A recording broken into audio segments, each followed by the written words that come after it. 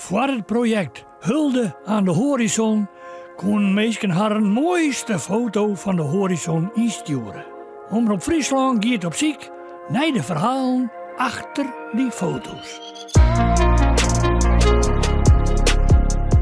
Joert het verhaal achter deze foto maken op Skilgetrog Jeltje Gielis. Els hier gaat Jeltje met je stelvriendin naar Oerol. Ze vinden dat zo mooi dat ze zelfs heen en al gaat het helemaal net terug. Maar ja, als je dan op Skilge binnen voor Oerol, maar er is geen Oerol, wat matte je dan?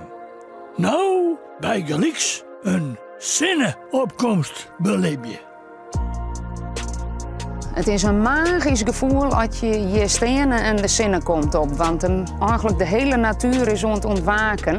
Dus dan kom ik alle je vogels oervleien, we zeggen lepelaars. En het is echt, de feels gewoon dat er iets staat te gebeuren in de natuur. En dat is echt een heel bijzonder moment. En dan just naar die horizon en dan ineens dan denk je, is dat hem nou? Dan komt er een heel liets reed streepje.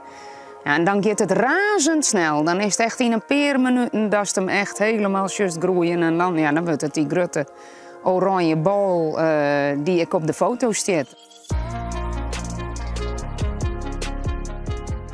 En nu lijkt het dat vanzelfs makkelijk te fotograferen, zo'n zinnen.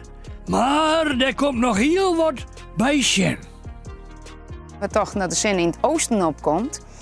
Maar het blijkt dat als het rondom middernachtzon is, dus de langste dag van het jaar, dan is het meer het noordoosten waar de zon opkomt. Dus wij staan te zien, we dachten, nou, de hemel die kleurt oranje op een oorplak als dat wij het verwacht zien. En daar kwam er dus ik omheen te zinnen. Dus we hebben nog heel wat geleerd op onze week hier op de Skellen. Ja, dus die is een hasmist. We in een hasmist, ja. En net doordat we te laten bed gaan, maar doordat er op de, het noordoosten kwam er omheen. Dat was een hele verrassing. En zo kwam het dags nog goed.